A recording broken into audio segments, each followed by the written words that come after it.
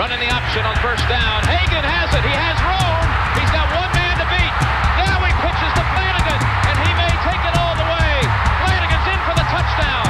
McKinley Wright from the logo. Oh, got it! Oh, McKinley Wright. Breaks a tackle. Touchdown. Touchdown. That's 5 for Chris Brown. The defensive Tomlinson. Colorado is going to the NCAA tournament. Stewart with time. Lets it go. He's got 3 people down there. The ball's up in the air. Caught. Touchdown. Caught by Westbrook for a touchdown. I think they like my Colorado swag. Cause when I'm in that play, I don't really know just how to act. And when I'm in it go, you know I'm acting bad. Holla, get a bus with my Colorado swag. My Colorado swag. Welcome in to the DNVR Buffs podcast presented by the Colorado XOs. I'm Henry Chisholm, and today we are talking about another list. It is still list season. This is a pretty fun list. The bad news is it's still only half of a list. What it is so basically like CBS Sports, they basically create a panel of CBS sports writers, of 24/7 sports writers, and had them all rank the Power 5 head coaches from 1 to 65. And then they, averaged everything out, put together the rankings, and so we're going to run through those. Except, like I said, it's only half a list, and the reason is they did, I can't remember what it is. It's 33 to 65 is the first part, and then they're going to drop part 2, and we'll probably talk about that when it comes out as well. I don't personally like the part 1, part 2 thing, but at the same time, if it's not like they have subscriptions, it's free to read for anybody, and so when you need the clicks to sell ads or get the money for ads, it makes sense to split it up and get double the money. But yeah, so that's the plan for today. Some other news things that happened across the Pac-12. We're going to touch on that stuff first. And, other thing. There was no podcast yesterday. There will be a makeup podcast at some point this week. Maybe this weekend. Maybe we'll double up one of these days. I'm not really sure. But we went out to Flying Horse yesterday, which is an awesome golf course north of Colorado Springs. It was me and Ryan with the DNVR golf guys. And it was so cool. It was so cool. And I thought that in the morning I had planned enough time to record a podcast and also do my taxes. But it turns out doing your taxes takes, I don't even know how long it took, but it was a lot longer than the 10 minutes I expected. So that was my bad. And then, of course, had to go down to the DNVR bar for the Avs game, which was awesome. And I'm not going to be at the bar. I'm actually going to the game tomorrow. Pretty excited about that. But if you guys ever want to hang out, I will be at that bar basically every night for these playoffs, Avs and Nuggets. If I'm not at the arena, I will be at the bar. Also heard from a Buffs fan today, a podcast listener, that he's going to be out there. I guess he didn't say which day. Hopefully not tomorrow, because I'm not going to be there. Good thing is, I'm sure he's going to be back. Seriously, that place was a party. As you can tell, my voice not totally recovered, and I've got a little over 24 hours to get this back in shape for tomorrow. But yeah. Oh, also with the golf stuff, I should plug this too. So there is a DNVR golf league, and the way it works is it's basically it's no teams, it's just individuals. You sign up, and it's 8 weeks, and every Monday or Tuesday we golf, and there's a bunch of different courses we're going to. I think they're cool ones though. I'm excited. I think Fossil Trace. I'm not sure if you guys played there. That's where we played the Oddcast Cup last year. Me and Ryan against Vic Lombardi and Mark Mosier from Altitude. That was a lot of fun. And I think typically that course costs 3 digits, which is kind of a lot.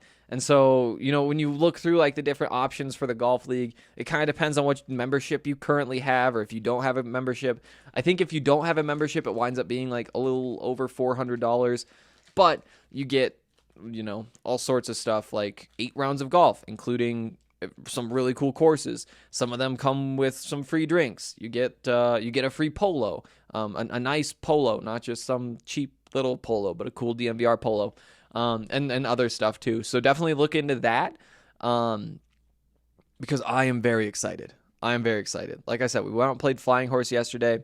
I embarrassed myself a little. My thing is like I'm kind of a lightweight when it comes to alcohol, and so when you get a margarita at the turn, all of a sudden the back nine, remembering all the different shots you hit becomes a little difficult. But, that's my own personal struggle on the golf course. Seriously, it's going to be a lot of fun this summer, and hopefully you guys come and play. Oh yeah, before we get into some of the news and stuff, and we'll start there, want to say a couple more things about the Colorado XOs, the presenting sponsor of this podcast. Colorado XOs, they're a rugby team. They're in their first year. Most of their players are in their first year.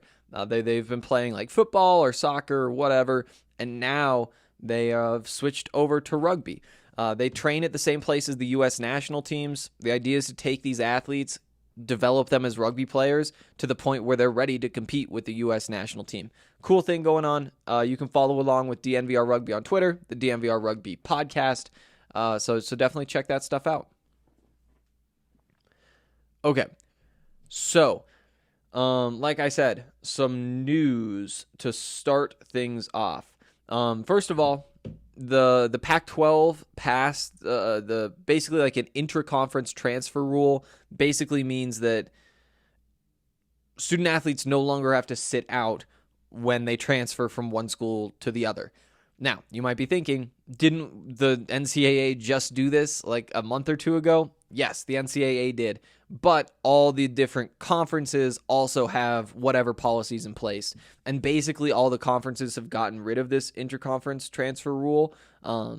So again,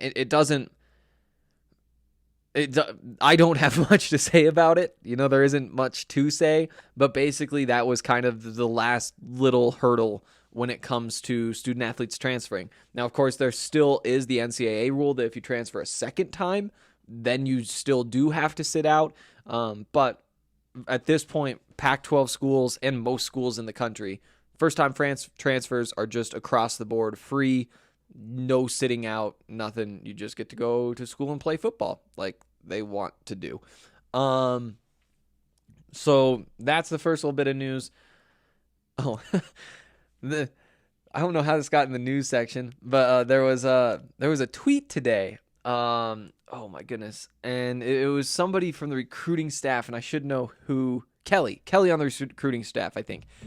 She tweeted out pictures. Apparently, there was like a noon ball game. A bunch of like the football staff plays basketball at noon. Today, they all dressed up in like their NBA like arriving to the arena gear. It was pretty good. Those guys actually kind of rocked it. It was surprising. You don't expect that to go well, but even like the pictures were taken well. Very well done. I enjoyed that. Also reminds me of the video with the hair. There was like the Buffs Twitter account, the football Twitter account, put out a video. It was last week, 4 or 5 days ago. And basically just asked a whole bunch of guys on the team who has the best hair. The options wound up being Brady Russell, of course, John Van Diest, of course, Isaiah Lewis, of course, and Jeremiah Doss. Again, of course. It wound up being really close. Jeremiah Doss won 39% for Brady Russell. Yeah, I thought that was a lot of fun too. Also, just checking now, in that poll, 406 votes. 406 is the Montana area code. I don't know. Seems like a sign. I'm not sure. That was dumb. Getting back into the real news, though, Stanford had said that they are going to cut 11 Olympic sports, things like rowing and 10 others. And today they said, actually, no, that's not going to happen. And then the original news came out like 6 months ago. It might have even been before this school year started. But that is huge news, obviously, because Stanford competes at the highest level in a lot of those sorts of sports. At this point, the new administration is, like, in the Pac-12 has been pretty clear what the focus is, and that is fixing football and men's basketball. I totally agree that that's where the priority should be. At the same time, again, this is part of what makes the Pac-12 the Pac-12. You know, that they've won the most national championships every year for like 20 years, and in part because of the 11 teams that Stanford was probably going to cut. So that's obviously a big thing for the Pac-12. Now, obviously, like when people on the East Coast say, like, what's the Pac-12 about?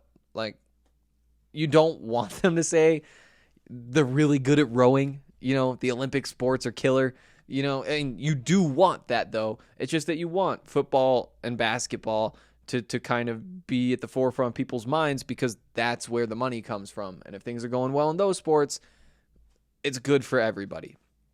At the same time, though, there's room to be good at a bunch of different things, and to be the best conference, the conference of champions. You know, you've got to be well-rounded, and losing those teams, you know, it would have hurt the Pac-12's chances of holding on to those, you know, national championship titles, all that kind of stuff, because that really is a unique piece of the Pac-12. Just not sure that the unique piece needs to be the majority of the identity, you know? Again, though, just super cool that they're going to be able to keep that stuff around, you know, fencing and stuff, because, like, as much as you can joke about, like, everybody at Stanford doing, like, the rowing and the fencing and whatever, without Stanford and some of those other schools, like, those sports just could die, you know? Like, there isn't a whole lot that's keeping them going. You know, you've got the Olympics, you've got Stanford, and I'm not sure there's too much else. Again, just good news. It's good news. And George Kliavkoff, the new Pac-12 commissioner, or I guess he isn't officially. He will be on June 1st, July 1st. July 1st is his first day. He tweeted, like, best news all day or something like that. So I don't know that we care too much they tweeted that, but he did.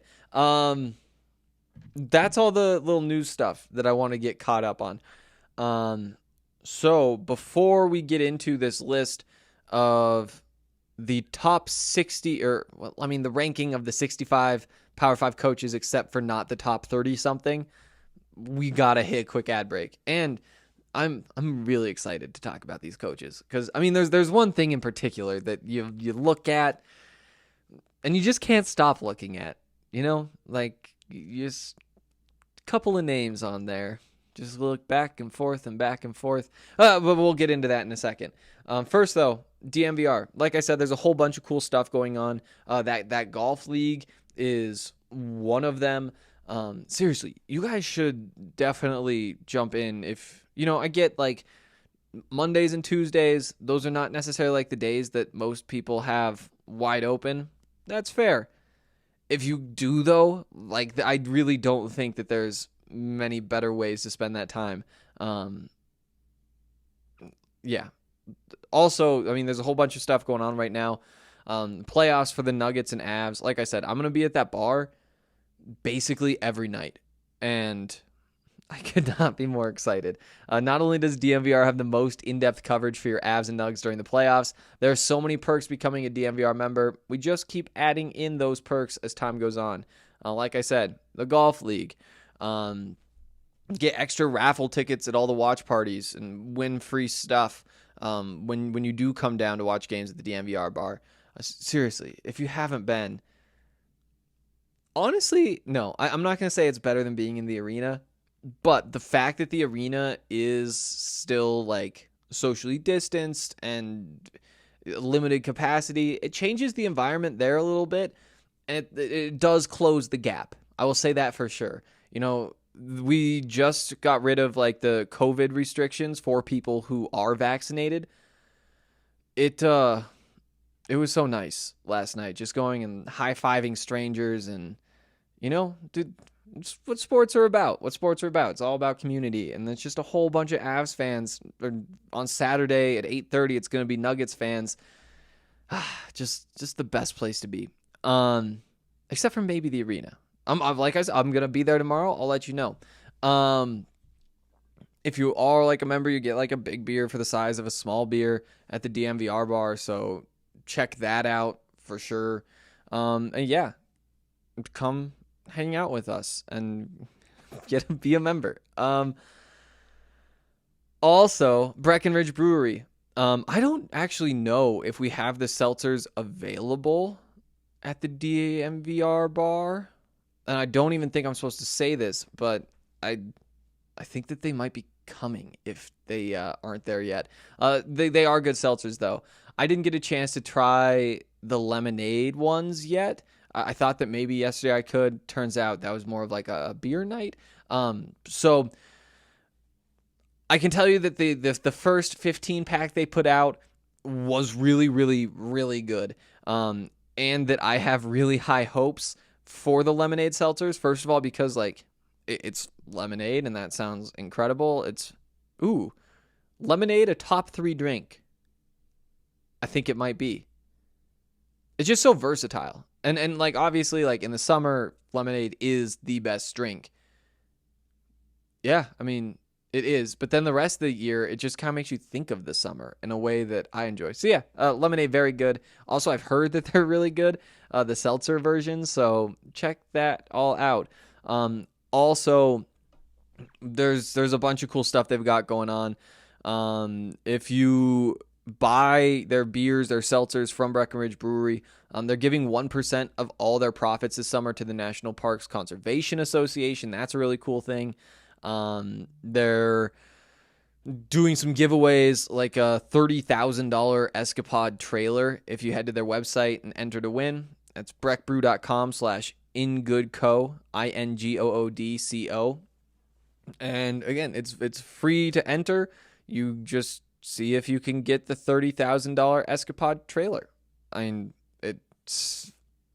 why not? Why wouldn't you get on and do that? Also, the farmhouse down in Littleton, it's awesome. It's open, socially distanced. They have an awesome setup for outside dining. Hopefully it stops raining, please.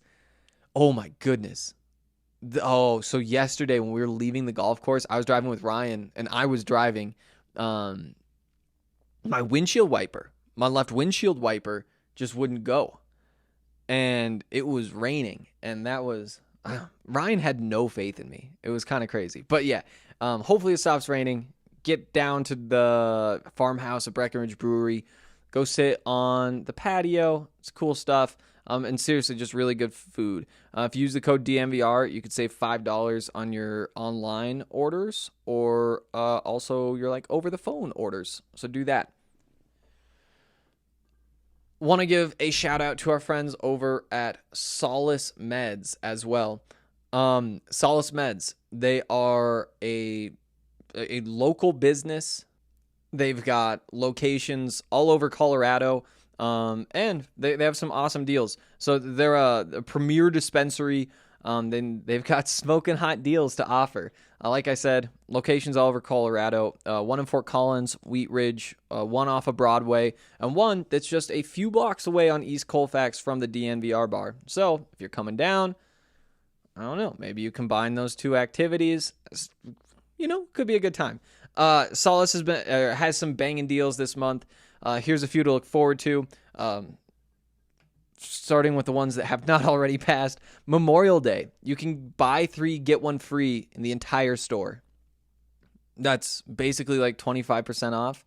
Not that you guys come to me for your math needs, but there you go. On top of that, 20% off all Glacier concentrates, 20% off Mile High extractions, 20% off CBN gummies, 2 for $25. Koala and Solace 100 milligram bars, 15% off any 3 grams of Connoisseur concentrates. Remember, all of these amazing deals you can take advantage of and get the additional 20% off your entire purchase when you use the code DNVR20 at checkout. So you go in there, you take advantage of those deals, and then use the code DNVR20. You can order ahead online. It makes it all super convenient. Yeah. Pick it up at your convenience. All you got to do, go to solacemeds.com, SOLACE meds.com, and you purchase from there. And again, use that code DNVR20. Even if you're using other deals, that'll take another 20% off your entire purchase.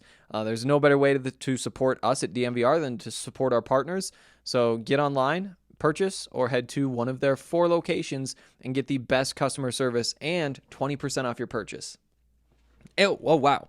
I just realized you can use that code to get 20% off every single time. And I love that. Typically when there's codes for things, it's your first order. You're okay, well, this is nice, but should I not use it because I'm going to have a bigger order in the future? No, now you don't have to worry about it. Oh, wow. Back into football, though. Just realizing how long we spent talking about things that aren't football. This list, and we'll do it the dramatic way. So what is this? This is 65 through 26. It came out today. It doesn't say when we're going to get the top 25, but oh wait, oh yes it does. It's tomorrow. So tomorrow we'll probably talk about that. Here's this list though. We're not gonna obviously bring up everybody. There's some names that are interesting to me though. And things like number 65, last place. How can you skip over Shane Beamer from South Carolina? Just something put in your head. At number 64, we finally get to the Pac-12. What a long wait in the list of worst to best coaches in Power 5 football. The second worst in all of Power 5, Jed Fish at Arizona. It says here, Fish has never been the head coach at any previous stops, but he does have experience as an offensive coordinator at both the college and NFL levels. That gives him a bit of a bump against Beamer. So there you go. 63, Vanderbilt with Clark Lee. That's an interesting one. The former Notre Dame defensive coordinator. I personally was really excited about him, and now I'm a little surprised to see him this low on the list. Dave Aranda is at Baylor at 62. I feel similar there. He actually was in the same spot last year, his first year, a former coordinator at LSU. I don't know. Another one that you think is better, or I would have thought is better. 58, we've got our next Pac-12 coach, Nick Rolovich. Here's what it says. From Washington State. Not sure if I said that. Honestly, what was there to evaluate? Rolovich's first season at Washington State consisted of only 4 games, and he went 1-3. Rolovich probably dropped 8 spots in the rankings due to being forgotten more than anything else. So he did drop from 50 to 58. I don't know. I didn't look at that team and say, oh, that's worse than I expected. But whatever. Here's what's so fun about doing this today. At number 57, our old friend who came in at number 55 last year, apparently getting blown out as often as he got blown out last year, was worth knocking him down from 55 to 57. Mel Tucker of Michigan State. Just let that sink in a little bit. Mel Tucker, 57. Let's not read about it. We've talked enough about it. We know why he's seen that way. And we can move along to our third Pac-12 coach in the bottom 10. That is Oregon State's Jonathan Smith. Here's what it says. I'm going to pin Smith's drop on the absence of Barton Simmons as a voter. Simmons was always a Smith booster. Like Rolovich and the rest of the Pac-12, Smith didn't give us much of anything to work with last season. The Beavers followed up a promising 5-7 season in 2019 with a 2-5 campaign last year. The 2021 season should give us all a better idea of what to expect going forward. And that says, yeah, he was 52 before, 56 this year. Next up, 2 spots later. This is what? The 4th Pac-12 coach in the bottom 12. Karl Dorrell, Colorado. It feels like the voters wanted to reward Dorrell for an excellent first season in Boulder, but they didn't want to get too carried away. As a result, Dorrell climbs 10 spots after shocking the world with a 4-2 year, but he's still solidly in the mid-50s. Dorrell's career seems to be one of the coaching teams with a high floor but limited ceiling. That was a weird coaching teams, huh? Should he continue that at Colorado, he'll likely have a similar performance in these rankings. Jumped from 64 to 54. That's interesting. And I just, why doesn't Karl Dorrell have a high ceiling? Like that's kind of my question. Why doesn't Karl Dorrell have a high ceiling? I mean, and also the high floor thing, I'm not so sure that all of these, whenever you're trying to sum up a coach in 3 or 4 sentences, it's going to be an oversimplification.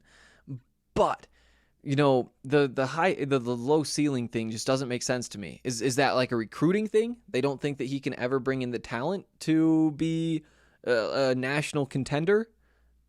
Is it just because he's quiet, or is it just because he hasn't won too much before? I mean, he made it to a Rose Bowl back at, I think he might have won a Rose Bowl. He made it to a Rose Bowl with UCLA, made a bowl game every year he was there. He's never missed a bowl game. I guess that could say he has a high floor. Sure. I mean, it seems like a small sample size even to say that, but the low ceiling thing, honestly, to me, it just kind of feels a little bit lazy. And again, pretty much anything you read in 3 or 4 sentences about a guy is going to feel a little bit lazy. But, like, what did you want? And I guess 5-1 is better. But yeah, I honestly can't argue too much with the spot because he is fairly unproven. When you look, maybe we'll talk about it when we get to some of these guys. Jimmy Lake is the next Pac-12 coach at 51. I remember Karl Dorrell at 54. Jimmy Lake of Washington says, I think Lake's first season at Washington showed promise as the Huskies went 3-1 and won the Pac-12 North despite not being able to play for the Pac-12 championship. It didn't take long for Lake to establish his personality and identity on the program. And see, that's another one where it's like, okay, why is he in front of Karl Dorrell? Because if you just look at the 2 rosters that they had, I think that if you look at what Karl Dorrell did, arguably more impressive. And I think that he does kind of get put in a box because he's older.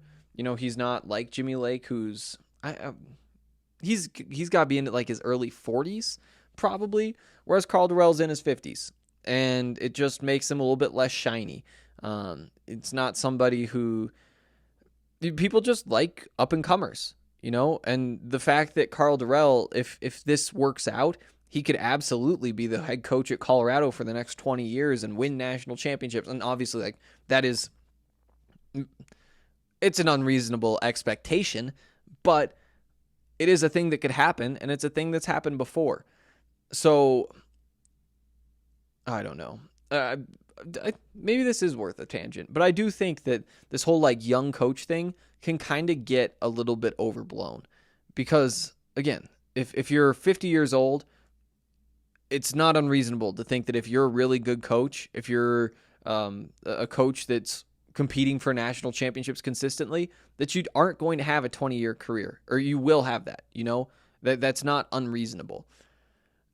And it seems like that would be long enough to be like, yeah, this could be a long-term exciting thing. It's just that when you get those guys who are 35, well, then all of a sudden they've got another 35 years by that same math. And it's like, what are the odds he's even going to stay at one place anyway? I don't know. This whole like young coach thing,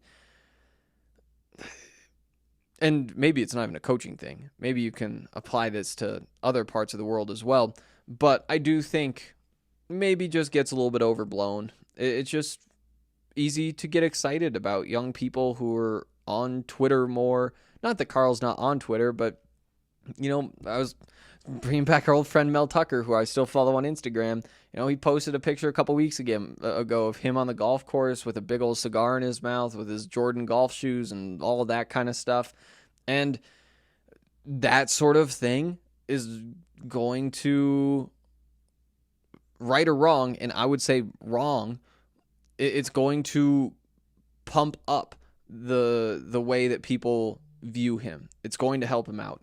So yeah, again, just to wrap up the Karl Dorrell stuff. I mean, 54 out of 65. Personally, I look at what he did last year, and if you were to ask me, would I rather have Jimmy Lake or Karl Dorrell? At this point, I'd like Karl Dorrell. The next Pac-12 coach at number 48, USC's Clay Helton. I'd rather have Karl Dorrell. And now here's the one that we don't like. At number 47, Nebraska's Scott Frost. And he was number 34 before, third biggest drop of any coach. But still, it's just crazy to me that he's viewed this way still. It is. It really is. Because I would take Clay Helton over Scott Frost in an instant. I would take Jimmy Lake over him. I'd probably take Jonathan Smith and Nick Rolovich over him. Dave Aranda, Clark Lee. I would definitely take shots on those guys versus him. I mean, we're, I think, all on the same page on Scott Frost. He hasn't really done anything. I wonder what they say. He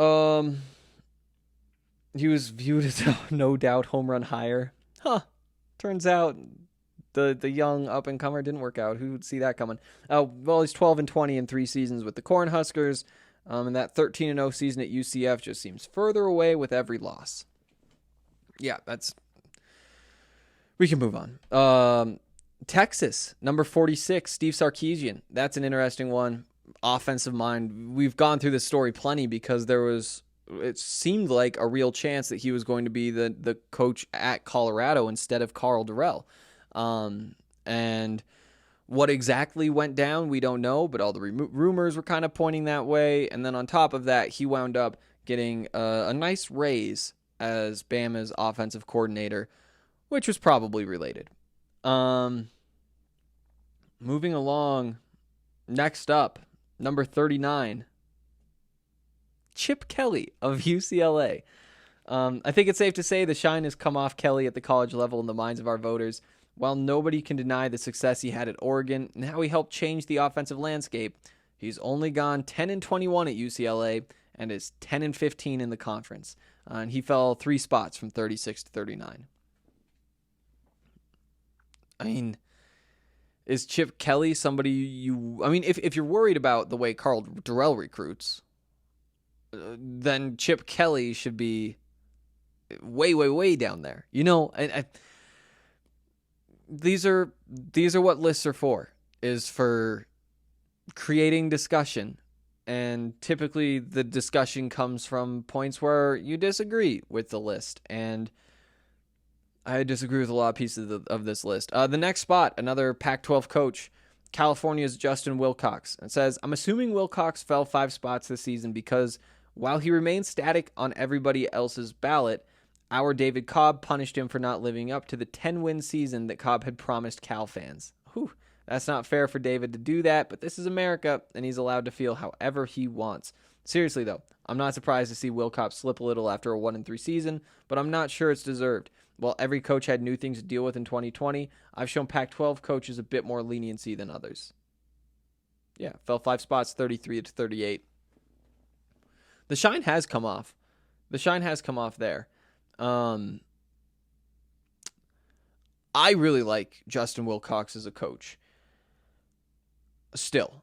I think that schematically, as a defensive mind, he's somebody who you would be very happy with running your defense. I don't know too much about him as a recruiter, but I do know that at Cal, there are the problems that they've been dealing with financially and some other hurdles that make it tough for that program to compete.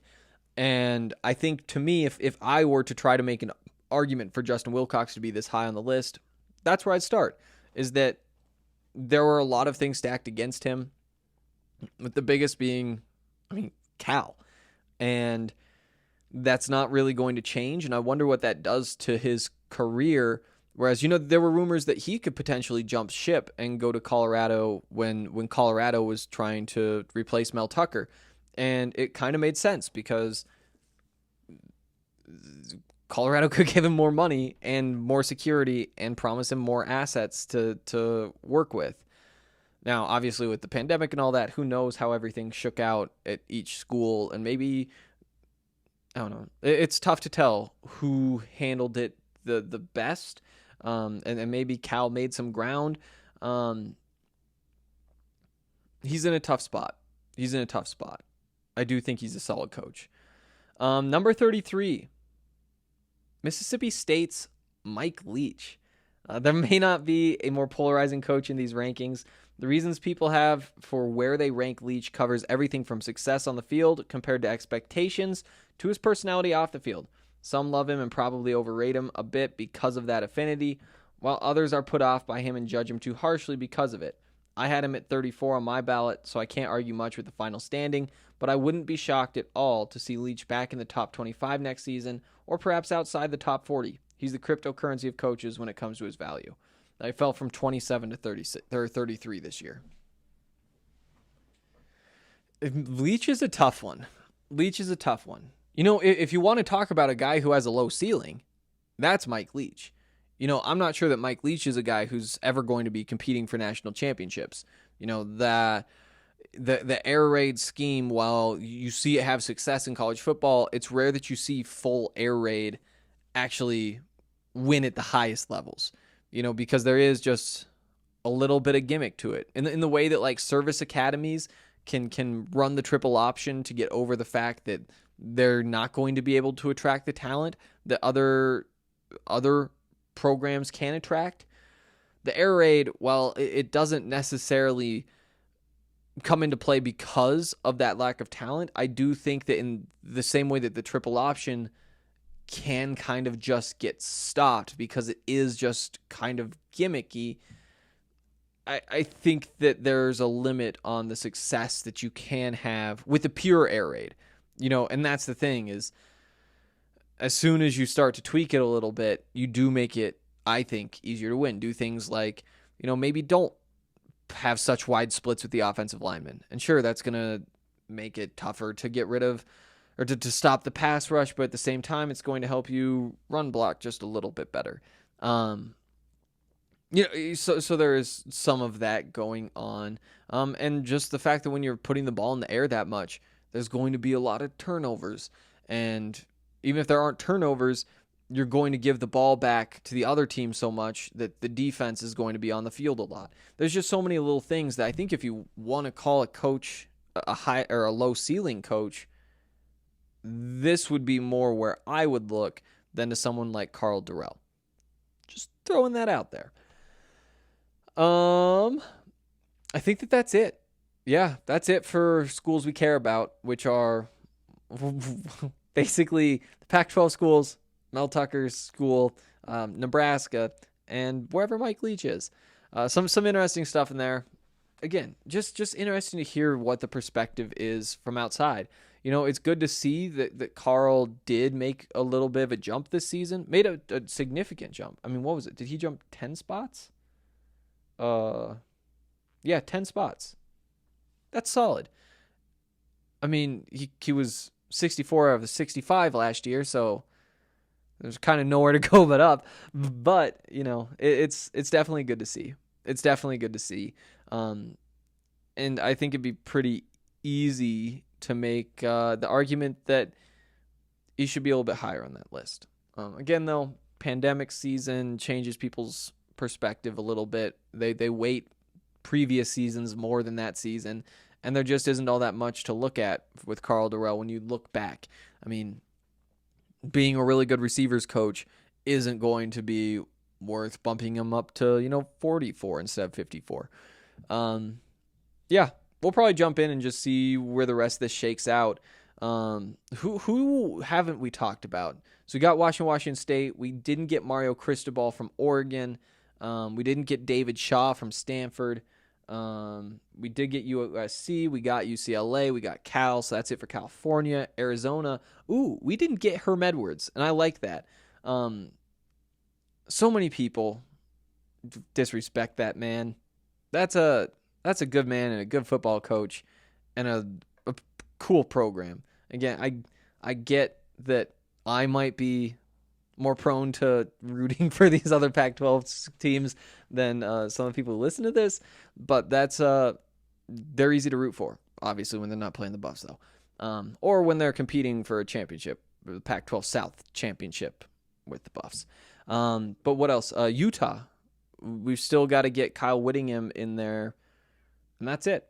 So Whittingham, Cristobal. I said Cristobal. Herm Edwards. And I forgot the other. Oh, David Shaw, of course. So we'll see how they shake out. Maybe they get someone in the Pac top 10. But we'll check in with that stuff tomorrow, and I'll see you guys then.